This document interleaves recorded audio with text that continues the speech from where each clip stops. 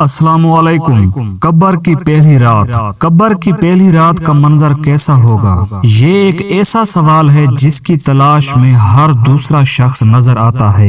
آج ہم اس سوال کا جواب آپ کے لیے اسلامی نقطہ نظر سے لے کر حاضر ہوئے ہیں۔ اس کے علاوہ آپ کو یہ بھی بتائیں گے کہ آخر قبر انسان کو کیسے پکارتی ہے، کیا یہ پکار انسان کو سنائی دیتی ہے؟ حضرت ابو سعید سے روایت ہے کہ سرور کائنات حضرت محمد صلی اللہ علیہ وآلہ وسلم نے فرمایا، لوگوں لذتوں کو ختم کرنے والی موت کو کثرت سے یاد کیا کرو۔ قبر ہر دن اپنے مردوں سے خطاب کرتے ہوئے اعلان کرتی ہے، میں غریب اور تنہائی کا گھر ہوں، مٹی اور کیڑوں کا گھر ہوں۔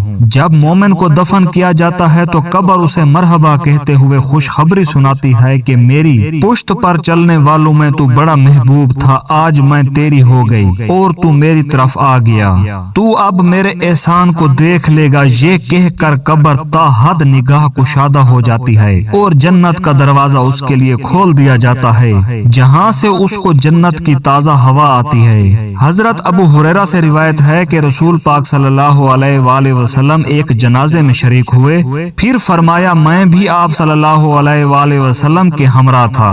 آپ صلی اللہ علیہ وآلہ وسلم ایک قبر کے پاس بیٹھ گئے اور فرمایا، یہ قبر ہر دن با آواز بلند کہتی ہے، اے آدم کی اولاد، تو کیوں مجھے بھول گیا؟ کیا تجھے یہ معلوم نہیں کہ میں تنہائی کا گھر ہوں، غریب کا گھر ہوں، وحشت کا گھر ہوں، کیڑوں مکوڑوں کا گھر ہوں؟ میں بہت تنگ گھر ہوں، مگر اللہ جس کے لیے کشادگی کا حکم فرمائے گا اس کے لیے کشادہ ہو جاؤں گی۔ اس کے بعد آپ صلی اللہ علیہ وآلہ وسلم نے فرمایا، اے قبر، تو یا تو جنت کا چمن ہے یا پھر آگ کا ایک تندور۔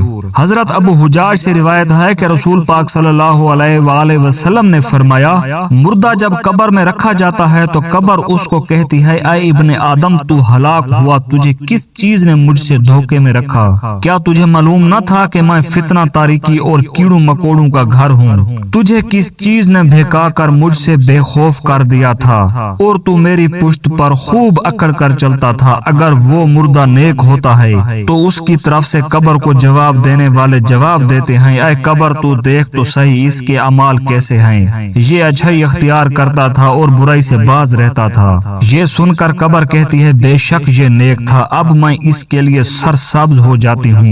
مردے کا جسم اس وقت منور ہو جاتا ہے اور اس کی روح اللہ تعالیٰ کی طرف بھیج دی جاتی ہے۔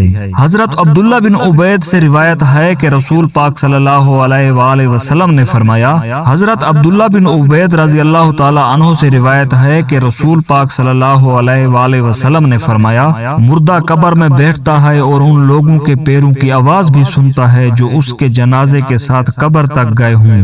مردے سے اس کی قبر کہتی ہے، اے ابن آدم، تو نے میری تنگی، بدبو اور کیڑے مکوڑوں کا خوف نہیں کیا، اس لیے تو نے ان چیزوں سے بچنے کے لیے تیاری نہ کی، اس لیے تو نے ان چیزوں سے بچنے کے لیے تیاری نہ کی۔ بد اعمال مردے سے قبر کہتی ہے، تجھے میری تاریکی، میری وحشت، میری تنہائی اور تنگی اور میرا غم یاد نہیں رہا؟ اس کے بعد قبر اس کو جکڑ دیتی ہے، جس کے بعد اس کی پسلیوں کی ہڈیاں ایک دوسرے سے مل جاتی ہیں، جبکہ نیک بندے کے لیے اس کی قبر کشادہ کر دی جاتی ہے اور اس کے دائیں ایک کھڑکی کھول دی جاتی ہے جہاں سے اس کو جنت کی ہوا آتی ہے۔ اللہ پاک ہم سب کو قبر کے عذاب سے بچائے اور ہم کو نیک اعمال کرنے کی توفیق عطا فرمائے، آمین ثم آمین۔ دوستو، چینل کو سبسکرائب، ویڈیو کو لائک اور شیئر کرنا۔